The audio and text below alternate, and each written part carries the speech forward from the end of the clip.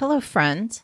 A warm welcome to the Wellness Inspired Podcast, a place where you can find inspiration, motivation, and empowerment in the pursuit of a wellness lifestyle.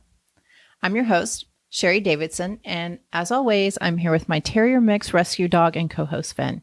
He is also my co-worker, trail runner, and forever loyal sidekick.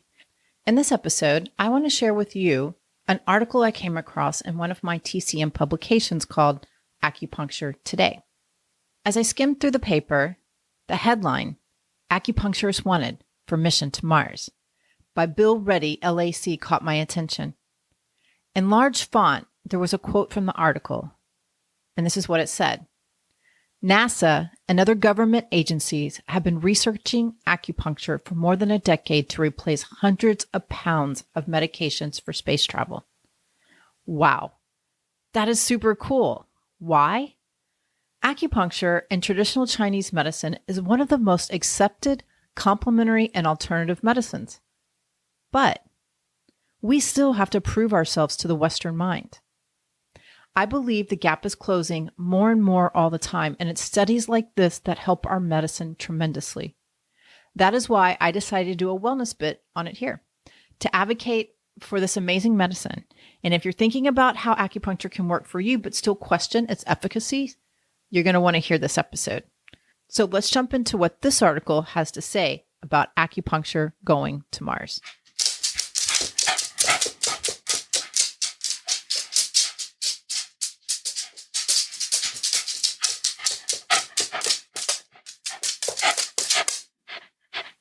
It is no secret humans have always been driven to explore the unknown.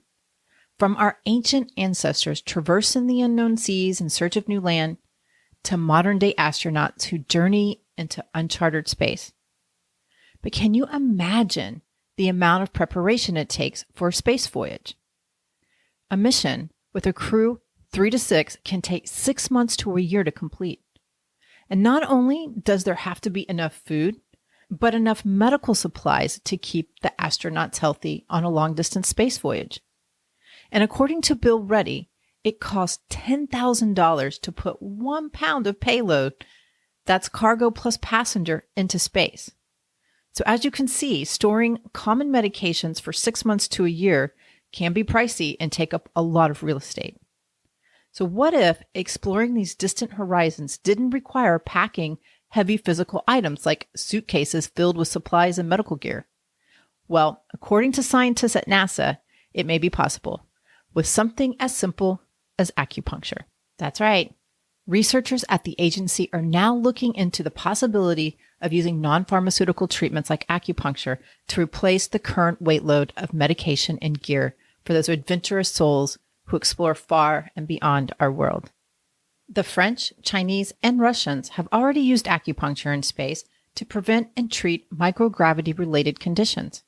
In this environment, astronauts suffer from leukopenia, muscle atrophy, lower immunity, increased inflammation, space sickness, osteopenia, impaired vision, decreased kidney function, body fluid loss, radiation exposure, and insomnia. Most of these conditions, acupuncture can treat effectively with no adverse side effects. And we all know some of the most common medications in our households have side effects, and these side effects could ultimately affect the performance of the crew. Take Benadryl, for example. It will make a crew member drowsy and prevent him or her from working 60 hours. Time is precious out there in outer space. And water and urine are recycled, leaving trace drugs in the water affecting the rest of the crew members. So you can see how this could potentially be very dangerous.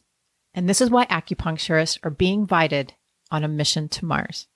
Bill Reddy writes in his article that acupuncture and TCM will be used on NASA's mission to Mars scheduled for the late 1930s. However, they are working out some issues like needles falling out, floating, and short-circuiting critical electronics, but overall, it looks promising. Humans have pushed the limits from the dawn of time, reaching for the stars to explore and discover something new. NASA has reached a new limit by researching acupuncture to replace medical supply weight for space travel. This research is symbolic of our progress as a human species. If it's good enough for earthly astronauts, it may work for you too. Perhaps seeking an acupuncturist for treatment could benefit your health journey and help you achieve bigger goals. So let's take a page from NASA manual and see what we can do with this ancient Chinese healing practice. Sure, you won't be taking off into deep space anytime soon, but you'll be well on your way to better health outcomes when you summon the action to try acupuncture. Acupuncture is good enough for space travel, so why not try it out? Who knows? It could work miracles. Neil Armstrong would say, "This is one small step for man, a giant leap for acupuncture and traditional Chinese medicine."